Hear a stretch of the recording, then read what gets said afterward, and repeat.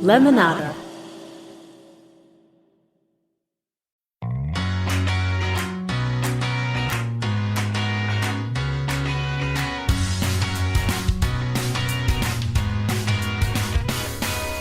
Hello, we are here for More Happier, a podcast where we get happier. Today's episode is a special episode. It is the next in our Roundtable Conversation series. And today, the topic is caregiving. For many of us, we spend years planning for a career or a new home, but we do not pre-plan for the moment we become caregivers. Whether we're caring for a parent or a spouse now, or looking ahead to the future, caregiving is an experience that often arrives with a shock, but it is something we can prepare and plan for. I'm Gretchen Rubin, a writer who studies happiness and human nature. I'm host of the Happier with Gretchen Rubin podcast and the author of many books, including the books The Happiness Project and Happier at Home, that are particularly relevant to our discussion today. Joining me for this conversation today are three terrific guests. First, I will be talking to actress and Squeezed podcast Yvette Nicole Brown. Yvette is an Emmy-nominated actress, writer, producer, and host. She's known for her roles on so many TV shows, including Community, Big Shot, Drake and Josh, and a short but unforgettable appearance on my favorite TV show, The Office. On the film side, her work includes Dreamgirls, Tropic Thunder, Avengers Endgame, Code 3, and K-Pops. In the voiceover world, Yvette can be heard in Inside Out 2, Zootopia 2, and many animated shows. She is an NAACP Image Award-nominated writer for Always a Bridesmaid, the romantic comedy she wrote and executive produced. Yvette also just completed her second season of her podcast, Squeezed with Yvette Nicole Brown, that is a love letter to caregivers, and she is a caregiver herself. We are also joined by author and podcaster Courtney Martin. Courtney Martin writes about care, justice, and the human condition at her Substack, Examined Family, and through her books, most recently, Learning in Public. She is the host of the Wise Unknown podcast and the co-founder of the Solutions Journalism Network. And we will also be talking to Rita Choula. Rita Choula is the Senior Director of Caregiving at the AARP Public Policy Institute. She drives the development of family caregiving initiatives by providing content expertise within AARP and in partnership with a range of external collaborators. Her work bridges policy and research to practice. She works with clinical experts and key partners to develop programs and tools to help healthcare and social service professionals to support family caregivers. Hello, Yvette, Courtney, and Rita. Hey. Hi. Hey. Hi. I'm so happy to be having this conversation with you. So today we are going to dive into the core question of how we integrate elder care into our lives without losing ourselves. And we will talk about issues like thinking about caregiving now as one of the best things that we can do to set ourselves up to be happy in the future. We'll explore how to balance the heavy lifting of elder care with taking care of ourselves. We'll talk about the policy safety nets to know about, how to have difficult conversations. We are just going to get into it all. So let's jump in.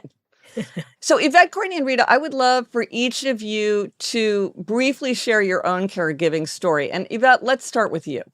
I was an actor working in Hollywood when I first noticed that my dad was having some memory issues. My mom and I both noticed. My dad was back in Ohio. And so I told myself, as soon as my show, I was on a show called Community, as soon as Community gets canceled, I'm going to get Daddy. I don't care what's going on, I'm going to get him. So within 6 months, the show was canceled. I went and got my father, brought him back to LA. First time I'd ever lived in the same house with my dad because my parents were divorced my whole life. Oh. And that was my first time getting to be in the same home with my dad.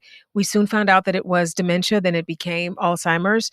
I had him in the home with me for 11 and a half years until he had a fall and no longer could walk. And so now he's been in a board and care for about a year and a half, which is like 10, 15 minutes from my house. So I still see him all the time, but it was a seismic shift from having him with me to releasing him and allowing someone else to be that go-to person for him. But so I did 11 and a half years in the home, and we're about almost 13 years in completely in my caregiving journey with that amazing man.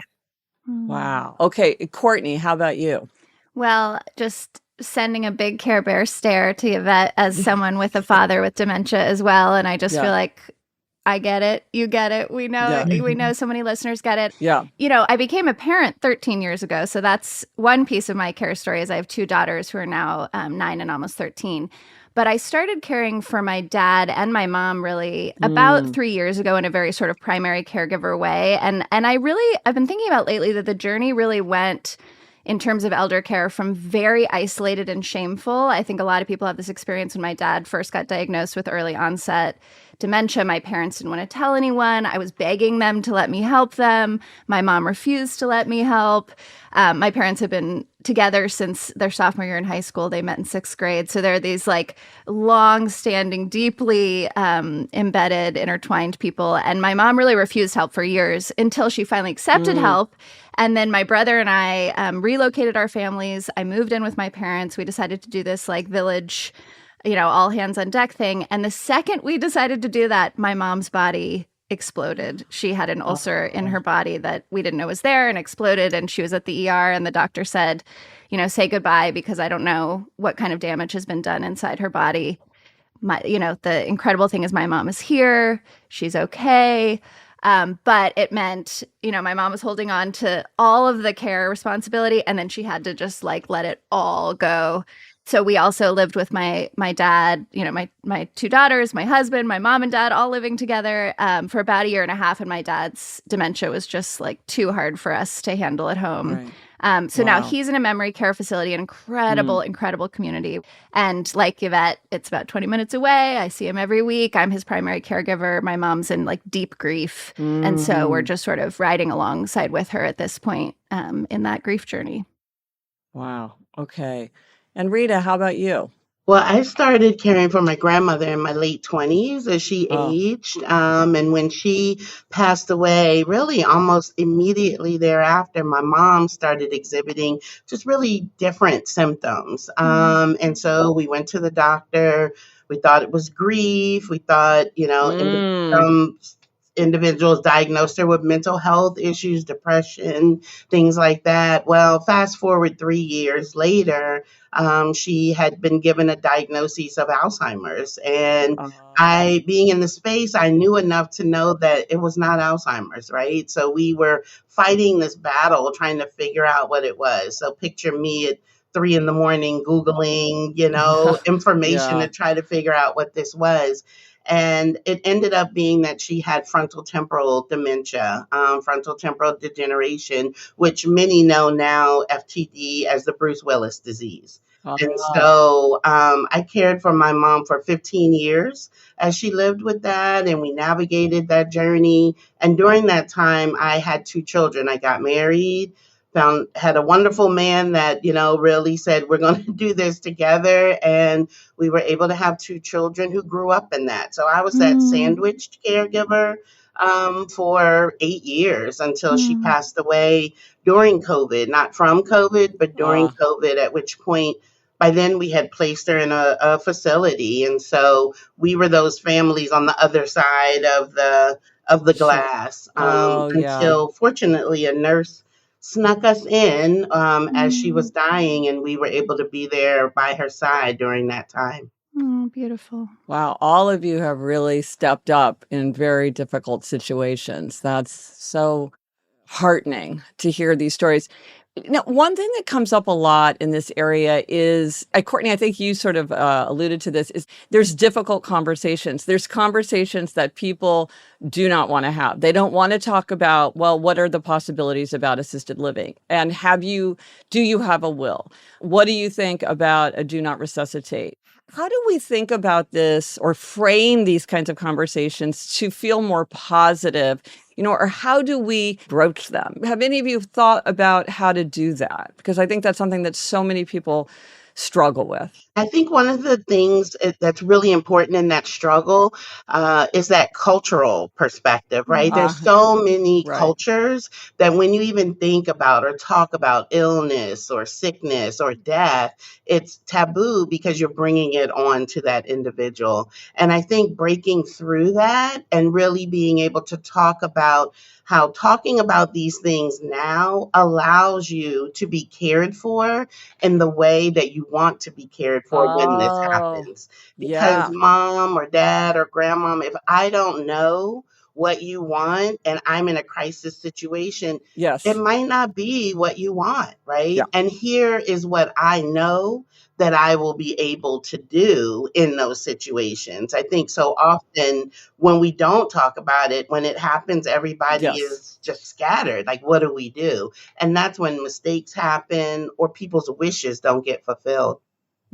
Or different family members disagree because they don't know what the person wants. And so then Right. it becomes a conflict. Yeah. My brother and I were very blessed. My mom passed also around COVID time, but not because of COVID. And my brother and I had always known what she wanted. She always was like, Mm. nothing, I don't want to be resuscitated, nothing heroic to keep me alive. I don't want to be on a ventilator. All of those things were perfectly clear. My brother and I knew it our Ah. entire lives. So that's the gift that my mother gave us. But I Mm. saw a billboard in New York once that said, have the difficult conversation once, and then you never have to have it again. So the way I would bring it up is say, listen, this is going to be a rough one for about 20 minutes. This is going to Let's be just, rough. But we're yeah. going to pull this Yeah. Band-Aid off, and I'm going to Yeah. tell you what I want. You're going to tell me what you want. We're going to decide whether we want to be resuscitated or not. And then we're going to put this in a envelope with open if something happened to me, and we're going to Yeah. leave it alone. So Right. I think using humor and just telling them these decisions will be made whether we have this conversation or not, but I would like to make the decisions that you'd be happy with.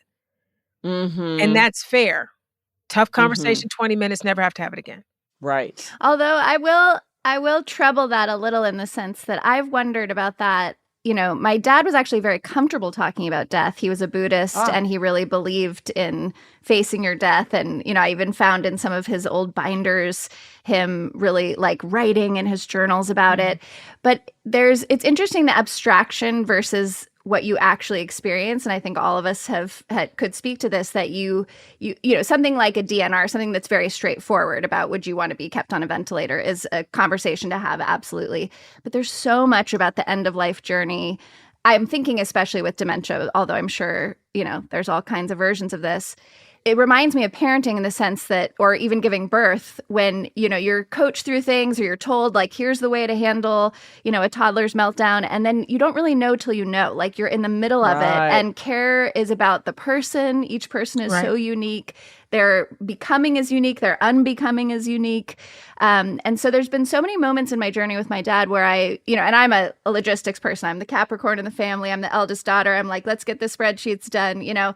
So I believe in that. But also I've had to really open up to the idea that there's a lot that I just have to learn by doing. And I'm just like present in this journey, you know. For sure. There's things that I learned, you know, first of all, I always joke and say there's no manual on how to be a caregiver. And maybe there is, but none of us have time to read it. So we really are so in the trenches that we don't even realize what the best thing to do. In order to be prepared to be a caregiver for an elderly person, you need to research every single disease that could possibly befall them and be ready for every single one of those possible things. And there's no way you could do that. So you become an expert on their ailment when they get it. And then what you find out through the years of doing the work and also just reading up on what you can, like for dementia, the thing that changed my life was yes and, you know, improv. I spent the first couple of years with my dad trying to bring him back to my world and realize that it's easier just to join his. So now we're at the point where he's pretty much nonverbal, but when he does speak, it's something that's fanciful that only he can see. So he'll say, let's get on the train. I go, where we going, Daddy? Where we going to get on the train? What color is the train? Should we stay on all day? Or like, I play with him. We play back and forth. And that's something that I wouldn't have known. And so to tie it back to asking the questions that we need to know later, we ask the questions when they're still able to decide. And then as we see who they become through their journey with their ailment, you get a better idea of what, because I was a absolutely resuscitate chick. I'm like, every heroic effort, keep me here. Until I talked to someone in palliative care and they broke down what happens to a body when you're trying to resuscitate it. Now, if you're 25 or 35 or even 50, yes, crank that chest, let's get that heart going. If you're 85, you're breaking ribs, you're traumatized. It's a whole nother level of trauma to that body. And so I have to make that decision for my father because he doesn't know how far along he is anymore. So you have the conversation, but you have to Yeah. also be willing to adjust, knowing what you know about what they would want if they were in their right mind, what they would say yes to if they knew what you knew. Right. Right. Well, picking up on what you're saying, this is often something that we deal with when it's presented to us. Knowing what you know now, all of you, how would you say to people to be thinking about it ahead of time? Like something to be considering as part of your life plan instead of a disaster to be managed in the moment, or maybe a slow rolling disaster where it's kind of like, oh, I'm seeing there's issues. The issues are getting worse. What are the doctors saying? Where it's unfolding slowly. But what's that thing about I went bankrupt slowly and then all at once? And sometimes that's what happens with medical issues. Any thoughts about how people can be thinking about this in advance to be mindful of it? I like to think about it. We plan for everything. We plan for our weddings. We Yes. plan for our kids to go to college. We plan Yep. for our retirement. We even Yes. plan for vacations. We plan for every life circumstance except for getting ill or except if an accident Right. happens or someone or yourself eventually passing away. And so what I want to do is really ensure people are normalizing this conversation.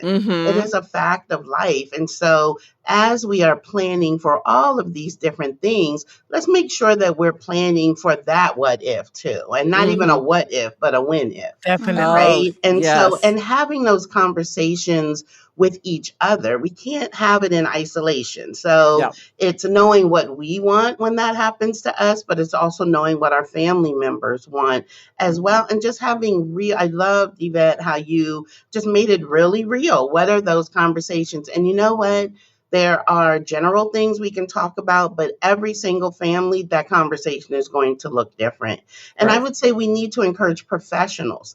If we have retirement and accountants and tax attorneys and all of these individuals need to be having these same conversations with their clients to begin to think about some of these things and what looks like when these things happen.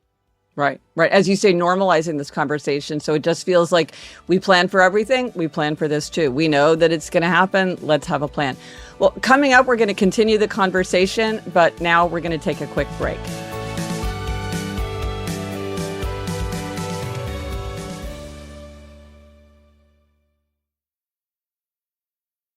Okay, Yvette, let me go to you. In your podcast, Squeezed, you talk about the juggling act.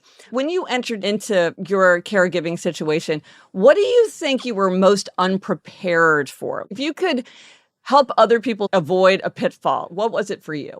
You know, it's difficult for me to chime in on that in particular because, again, I'd never lived in the house with my father before. Oh, yeah. So my biggest issue was, what's it going to be like to live with daddy? Like I was feeling confident that whatever his ailment was, or we found out what it was, I'd be able to deal with that. But it was I'm a kid in the house with my dad for the first time. So I was more excited about the joy of that. And how old were you then? I'm just Oh curious. gosh, I was good and grown. I was in my 40s. I was Okay. 41, 42. Like Okay. I was grown. Yeah. It was the first time. But I want to go back to something Rita said, the question before the break, where you said Oh. about how do you prepare someone for this? What I say all the time with Squeezed, which is a love letter to caregivers, especially those like Rita who are taking care of elderly parents and, babies. Yeah, We're sandwich. all going to, before we leave here, we will all be a caregiver or a caregivee. No one escapes it. And I tell people, if you're a parent, you're a caregiver right now. You just don't call it caregiving, right? So every single person will experience it. So the goal is for conversations like this, for books and Squeezed and all the other things to tell people this is what it's like. And what I tell people all the time, it's nothing to be afraid of. Caregiving is just love. If you know how to love, you know how to be a caregiver. If you love someone, you want them to eat, you want them to be safe, you want them to be clean and have some shelter. When you love someone, opportunities to laugh and enjoy some good music. All of this stuff we know how to do. It's just you're doing it for your auntie or your friend or your baby Right. or. Well, I love that framing of it. And I love you talking about the laughing. You're so good at using humor. You mentioned it before, like entering into it with sort of an improv. How do you use humor? Because this is something that gives people resilience. It lightens up tough situations. It's so valuable to use humor, but it's kind of the first thing to go in a stressful situation. How do you channel humor? You know, it's funny, not in my life. My mom used to always say to me and my brother, you laugh to keep from crying.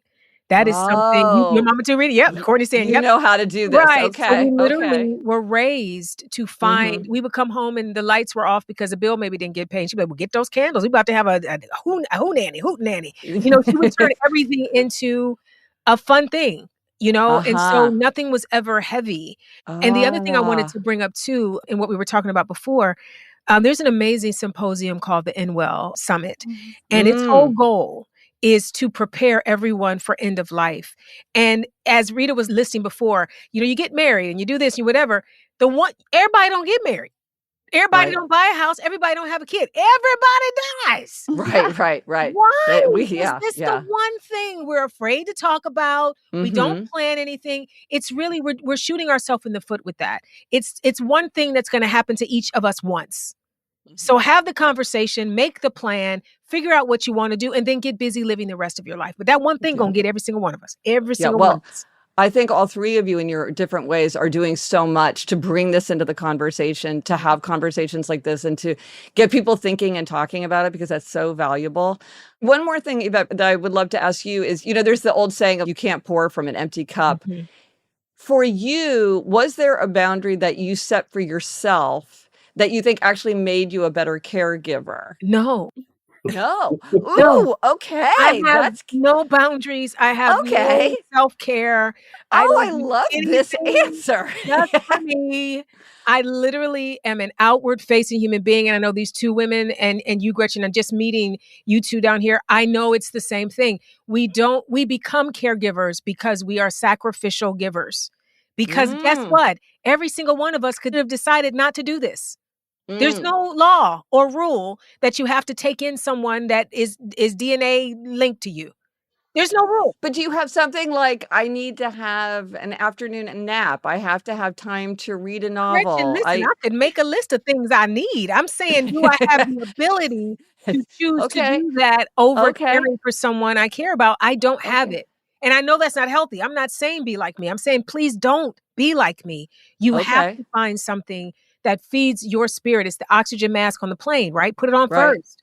I just don't know Right. any caregivers that know how to do it. None that are good at caregiving. I haven't found them. Oh, Mm. Am I interesting. wrong, ladies? Okay. Yeah. Courtney and Rita, what's your response to that?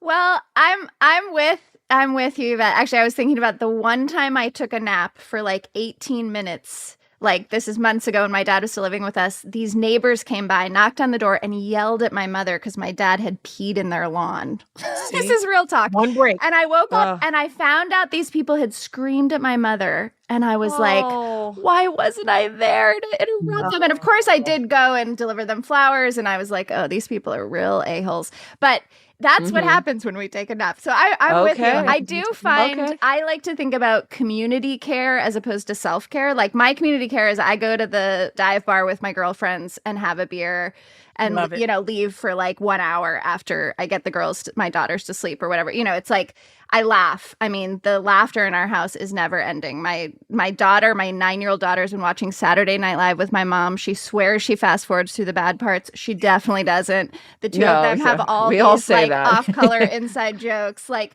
Yeah. that's how we're laughing. We're hanging out with friends. I'm not getting manicures or pedicures for sure. I'm on that, not on that train either. Mm-hmm.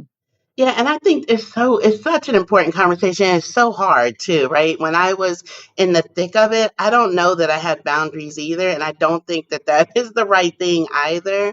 I know for myself, I was working full time while doing that care too. So my boundary or my time was parking the car and sitting in the car for 10 minutes. My husband and others in the house would know The before I could car, come yes. in Car. and Who take knew the another car? call or pick up That my car. Sitting babies. in the car. Right. I needed to turn my music up loud, whoever it was on the radio, and just listen and sit still and be with myself for 10 minutes. And that's not a lot of time. Mm-mm. But one Mm-hmm. thing I want to say is that when we think about caregiving, we often think about individuals in their 50s and above providing care.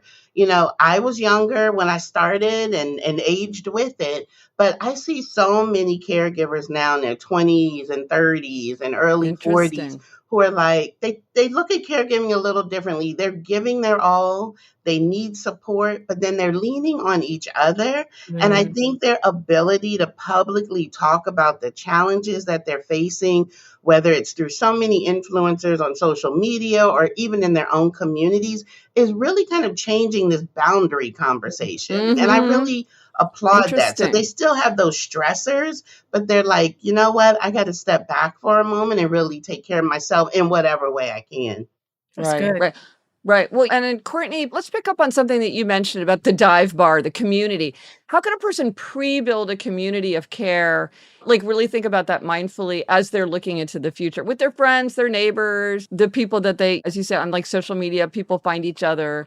How do you think about pre-building a community? Well, I've just been so rich in community because I used to live in a co-housing community. When we moved in with my family, I left that co-housing community. So I had a very formal experience for a decade of living in community. I'm a neighbor person. I love meeting my neighbors. I love being interdependent with them.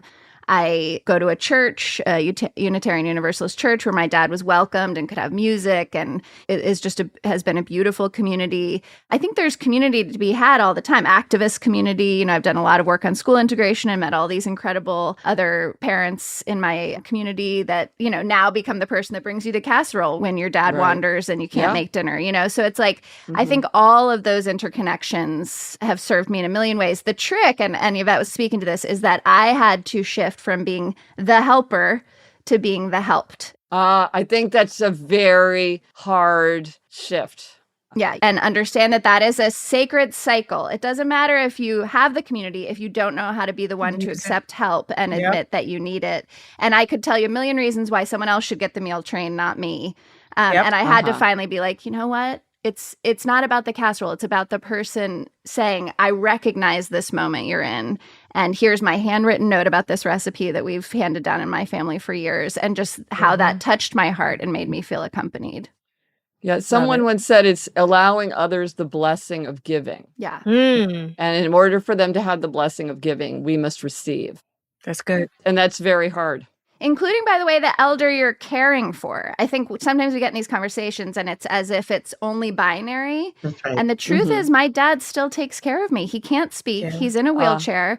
But my weekly pilgrimage to be with him and hold his hand and play, Beatles songs on my iPhone for him is a spiritual experience for me. And it really steadies me if I can be present and I can feel his love through the haze of what this disease does. He's still taking care of me. And I think that my mom needs to feel like she's taking care of me, even though she's grieving. It's like we really have to not put our elders into this bucket of like, oh, now you're the one who's dependent. Right. That's good. That's good. Yeah.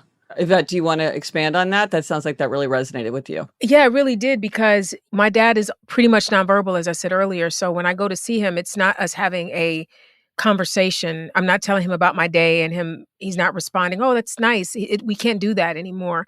So my moments with him is like with Courtney, yours is the Beatles, mine is the Moon Glows. My dad loved doo-wop music. So I put the Moon Glows on and listen to a little Sincerely. And I can see him just going back in his mind, because music brings Alzheimer's patients back. So he's in his mind. He's 15 again. He's in his doo-wop group singing. And so that is communal. That is church. For me, that is connecting with the soul of who he is. And he can see in that moment when he's back that I'm enjoying my time with him. Right. And this is his, again, going into his world. I'm listening to his music in his room, and we're having this moment, and I'm purposely sitting with him in his space. And it's really, really beautiful. And my dad, the most loving thing that he does is whenever we're together, he holds my hand. So he's aware that I'm his. He may not remember my name. He may not know where he is, but he knows that this connection between us matters. And he makes sure that he holds on to the connection. And that's enough for me.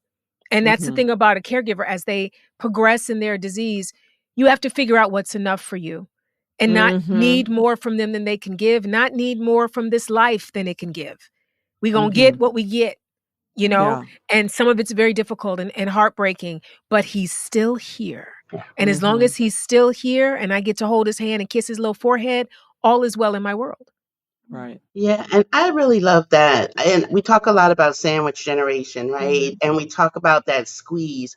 But this Mhm. idea that you both raise about being present is so important. And it's Yes. really important in that sandwich space. I mean, I think some of the most important memories for me were the ability for my children to love my mother for who she was. Like, they did Mhm. not see her as someone with FTD. She was Right. grandma, right? Right. When eventually she moved into a facility, they held hands with her, they helped feed her, they helped care for her, they rubbed her hand. They were a part of this journey, and it calmed her and it allowed me to just be present and enjoy that moment where it wasn't choosing ballet class over going to the nursing home. Yeah. It was taking care of my family and us as Uh-huh. a family together. And I think as caregivers, we have so much that is put on us that Mm-hmm. sometimes it's hard to be in that moment and Mm-hmm. really be with that person and not have these other thoughts of everything Yes. else you have to Yeah. do. Everything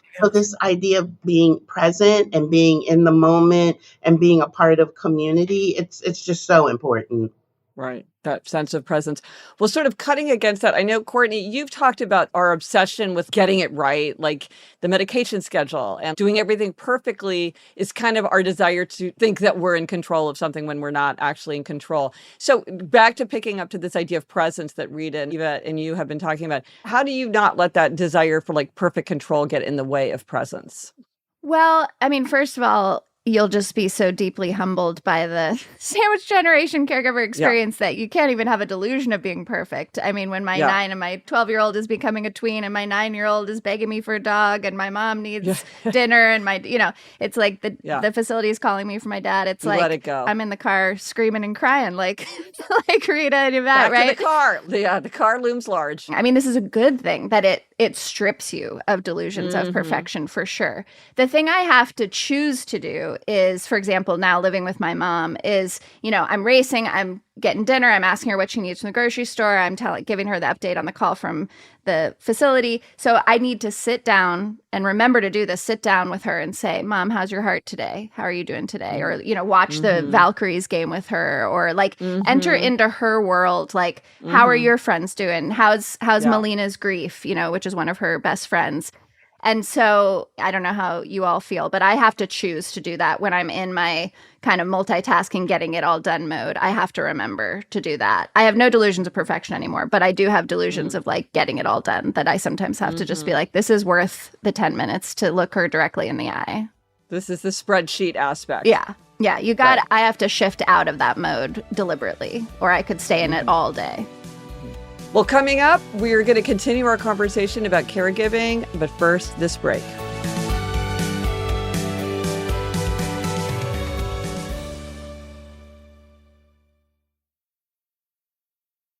Okay, Rita, I want to talk to you a minute about AARP really deals with the heavy logistics.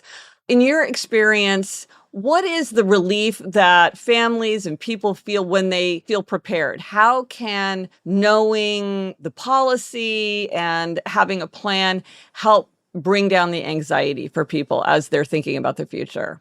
Well, anxiety is real, especially for family caregivers. We're talking about making choices and do we do the medication now? Are we perfect at this? We can't be, as Courtney said, be perfect at everything. But what we can do is be supported. And I Mm-hmm. think that's where things fall short. Mm. Sometimes caregivers have to make choices because everyone around them is putting the onus on them to do everything, right? Mm-hmm. And so when we think about policy, for instance, and the importance of policy to support caregivers, let's just take something like paid family medical leave.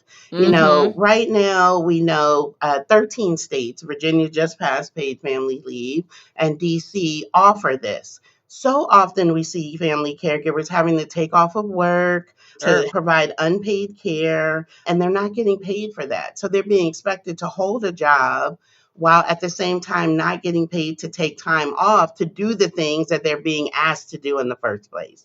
And so Sure. when we look at policies such as paid family leave, it's really critical to offer that as a support to that caregiver. If I know that I can take my mom to the doctor and still get paid for that day, that takes away so much of the stress. We know in our research that family caregivers are doing so much complex care. So we talked about medications, but what if you're doing 10 medications a day? Sure. What if you're doing wound care? What if you're preparing special diets? These are all things that family caregivers are increasingly doing for longer periods of time. And guess what? Families are telling us we're not getting trained to do this. Yeah. So imagine, and you all might be doing this yourselves, you're doing this type of care and you have no idea what you're doing or very little idea of what you're doing. And so there's current policy that says providers can get reimbursed by Medicare to train family caregivers. So Ah, this is another really important policy that, we're trying to ensure that providers are actually utilizing.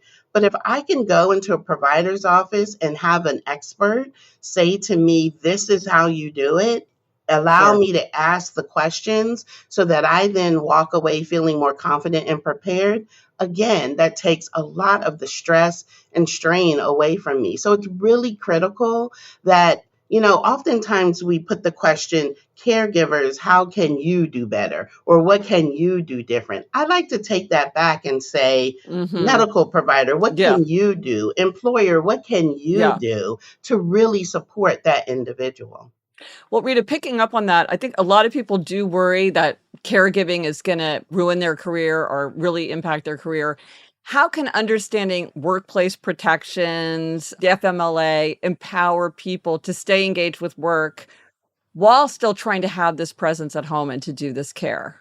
I love the word empower because I think a lot of times caregivers don't feel comfortable talking about their care in the workplace. So it's Uh-huh. fun for Right. me to talk about my daughter and the play that she's in this weekend. It's not so fun for me to say, I need to go figure out which nursing home to place my mom in, right? Sure. So we Right. need to create cultures within our workplaces that allow caregivers to be able to have these types of conversations and to know that when they have these conversations, they can't be discriminated against. Mm. When they do need to leave work for, whatever care responsibility they have, that they'll be able to do that and get paid. And guess what? They'll still have vacation days where they can actually take off for themselves too. And I think that's the critical role that policy plays because it comes into play across all of the systems, the Yeah. broken systems that family caregivers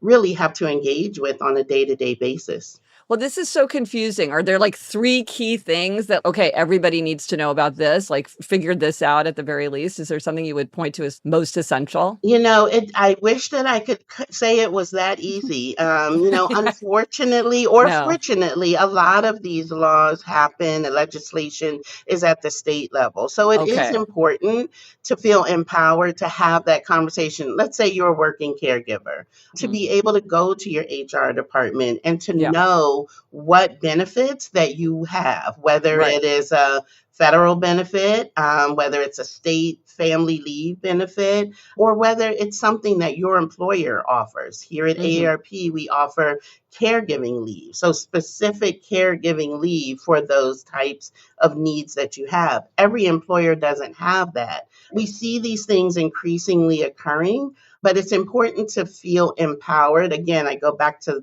that word you used to be able to have that conversation with your manager or with an HR department to be able to say, these are some of the things that I'm experiencing. How can you help me? Now, I'll take a step back and say it's hard to do that because everybody doesn't have a safe space and an Right. employer like that. And so Yeah. the more that we can ensure that the individuals, the professionals that caregivers interact with know these different policies that can actually support caregivers, it's important. I mean, I think another thing is the financial piece, right? Oh, yeah. The out of pocket costs for family caregivers over $7,000 a year. Family caregivers are giving $1 trillion in economic value of unpaid care. Sure. So these things are critical. So policies such as tax credits, anything that can go to helping that family caregiver Hmm. recoup some of what they're giving out is really Right. critical. Right. And right. Gretchen, can I say one thing? I just want to draw a line between Yeah. all this important stuff Rita's saying about family caregivers and professional caregivers. I mean, in the Yeah. same way that we need to make family caregiving visible, we need to make professional caregiving visible and valued, you know, in this culture. Okay, yeah, Yvette is clapping. It is women of color. It's immigrants who are right now Yep. under fire by our Hardworking. administration. Like Yeah. the yeah. people who do this work, it's just like the most sacred work, and similar Yeah. to taking care of our children, which we also don't value, Absolutely. right? And, you know, one of the things on my journey that I've discovered as a journalist is that there are worker-owned cooperatives that do home health care. So that's one of my calls to the audience is like, look, it's a small part of the market, but it's a really beautiful win-win-win where workers are the leaders of their own organization. They're setting their own policies. They're more likely to stay longer and love their jobs with your loved one. You're happier because they're happier in their job. So, you know, there's been this huge private takeover of a lot of home health care and a lot of nursing homes and assisted living facilities. And we really have to look for these big scalable solutions that rehumanize and sort of put caregiving, both professional and family caregiving, in its rightful place, which is like the most sacred thing we do. That's a really great point. I'm so glad that you rounded that out. Well, it's almost time to let you all go. But before we end it, I would love if each of you could suggest a try this at home suggestion that you would offer to listeners who are at home, something that they can do themselves to think about this, prepare for this, get through it. If they're in it, you can choose your lane.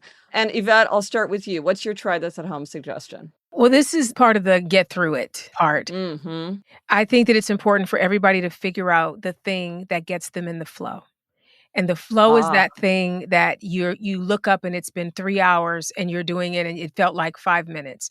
For me, I discovered when my mother passed that that's building Lego. If I can build some Lego, I will look up 3 hours later and have a Winnie the Pooh or a Taj Range Mahal. Rover car. Yeah, Taj Mahal, something. Yeah. But it could be knitting. It could be crocheting. It could be woodworking. I don't know what that is for you. It could be coloring. I have a lot of friends that color again. Yes. But it's Huge something, resurgence of adult it's coloring. usually something you did when you were about 10 years old and your homework was done and you had dinner and you had like an hour left before you had to go to bed. What did you do? Yeah. Find something in that magic little bit of time and bring it into your adulthood and get in the flow, because you're going to need your mind to be okay. And that's what gets my mind okay. That's my bit. Get in the flow. That's a beautiful try this at home. Courtney, how about you? I love that. I'm gonna squeeze in too, because I'm a sandwich generation. Squeeze. Okay, yeah, do it. Nicely done. I'm taking piano lessons with my 12-year-old, which I thought I was doing for her, but it turns out I'm doing it for me. Same thing. Okay, where it's good. like I'm bad Very at good. it, but it's a great thing to get me back in my body. It's helping with emotional regulation, all this stuff. So piano lessons, and then with my mom, happy hour on the porch. We just put out our little. I mix her little vodka tonic. We sit out there and have a drink, and that's a way to get out of spreadsheet mode and just sit with her for a drink and look at the trees. What time should I get there today? What time are we Please. I would love it. I would love it. And bring your dad. I will. Yeah.